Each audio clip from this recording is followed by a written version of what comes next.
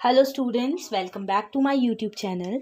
तो आज हम लोग क्लास 10th के चैप्टर फर्स्ट की सीरीज़ को कंटिन्यू करते हुए अपना एक इम्पॉर्टेंट टॉपिक पढ़ने जा रहे हैं, जिसका नाम है effect of oxidation reaction in everyday life.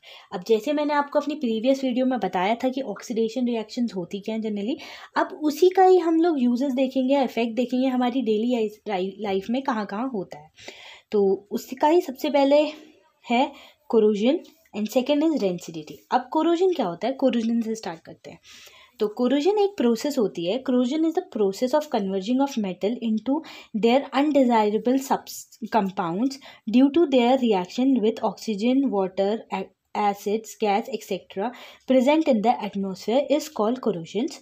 तो जनरली कोरोजन एक ऐसी प्रोसेस होती है जिसमें आप लोग कभी आप घर के बाहर से ऐसी कुछ लोहे की चीज़ या कुछ ऐसी चीज़ों को, आयरन की चीज़, मेटल की चीज़ों को बाहर रख देते होंगे, तो आप देखते होंगे कि उसमें कुछ अनडिजायरेबल चीज़ें, जैसे लाइक उसमें रस्ट लग जाता है, उसका कलर चेंज हो जाता है। That process are called corrosion. तो कोरोजन यही चीज़ होती है कि एक ऐसी प्रोसेस होती है जिसमें कोई मेटल जो होता है वो स्लोली उसका कन्वर्जन हो रहा होता है किसी ऐसी अनडिजायरेबल चीज़ों पे, जो जिसके वजह से by the action of oxygen, atmosphere, acids, gas present in the atmosphere, उसकी वजह से वो जो चीज़ें होती हैं हमारी मेटल की, वो ख़राब होने स्टार्ट हो जाती है।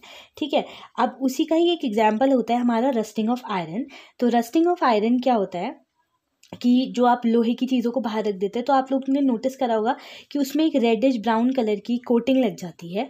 क्यों लग जाती है? क्योंकि जो एटमॉस्फेरिक रिएक्शन हो जाती है, मतलब एटमॉस्फेयर में जो मॉइस्चर होता है, एसिड्स होते हैं, ये सब प्रेजेंट होती है। इस वजह से उस जो आयरन की चीज़ होती है वो क्या हो जाती है, उसमें रस्ट लग जाती है, रेडिश ब्राउन कलर की कोटिंग हो जाती है। उसी को हम लोग रस्टिंग ऑफ आयरन कहते हैं। और वो जो रस्टिंग ऑफ आयरन होता है वो कोरोजन का ही एक एग्जाम्पल है। तो मैंने यहाँ पर लिखा हुआ है, देखिए, when iron react with oxygen and moisture form reddish brown substance which is called rust। तो उसी रेडिश ब्राउन जो सब्सटेंस प्रेजेंट होता है हमारा, उसी को हम लोग क्या कहते हैं, रस्ट कहते हैं।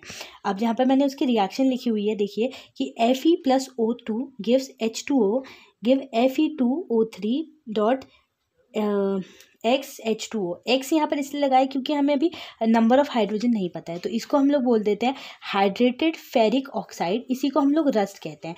ये वाली जो रिएक्शन मैंने यहाँ पर लिखी हुई है काफ़ी इंपॉर्टेंट है, बहुत सारे एग्जाम्स में 1 मार्क्स में या फिर 2 मार्क्स में ये रस्टिंग ऑफ आयरन की रिएक्शन पूछी जाती है।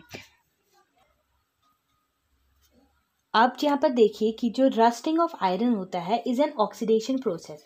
अब रस्टिंग ऑफ आयरन जो होती है वो एक ऑक्सीडेशन प्रोसेस होती है, बिकॉज रस्टिंग में जो होता है, आयरन जो होता है जनरली वीक हो जाता है। वीक एज इन कि उसमें बहुत सारे मॉइस्चर और एसिड्स, एटमॉस्फेरिक एसिड्स वगैरह क्या करते हैं, रिएक्ट करते हैं, जिसकी वजह से जो हमारा आयरन होता है वो क्या होने लग जाता है, वीक होने लग जाता है।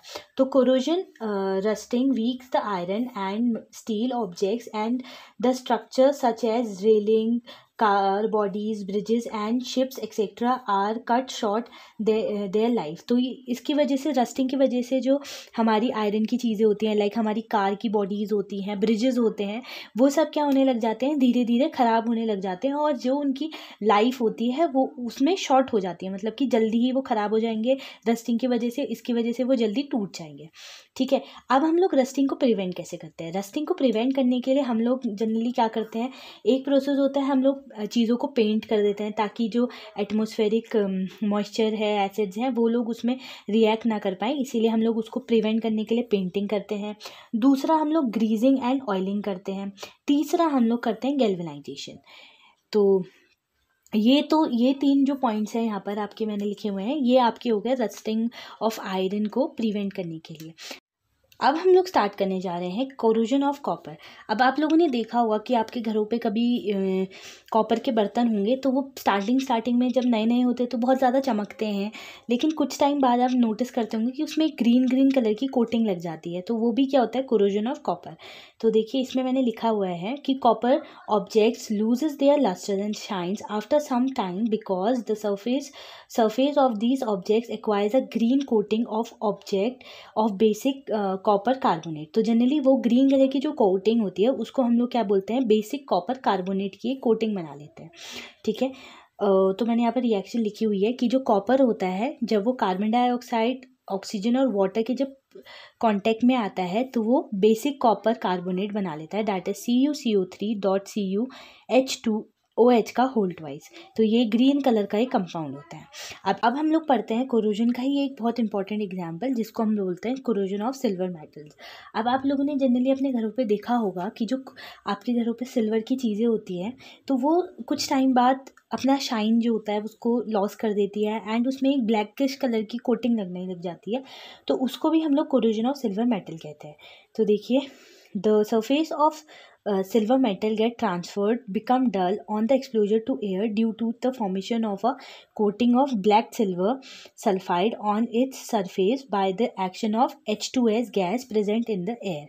अब क्या होता है कि जो सिल्वर होता है जनरली वो हमारे एटमॉस्फेयर में जो H2S गैस प्रेजेंट होती है, हाइड्रोजन सल्फाइड, उसके प्रेजेंस में आकर रिएक्ट कर देती है और सिल्वर सल्फाइड एक ब्लैक कलर की कोटिंग बना देती है, जिसकी वजह से जो हमारी सिल्वर की चीज़ें होती है वो कैसी होने लग जाती हैं, ब्लैक कलर की होने लग जाती है।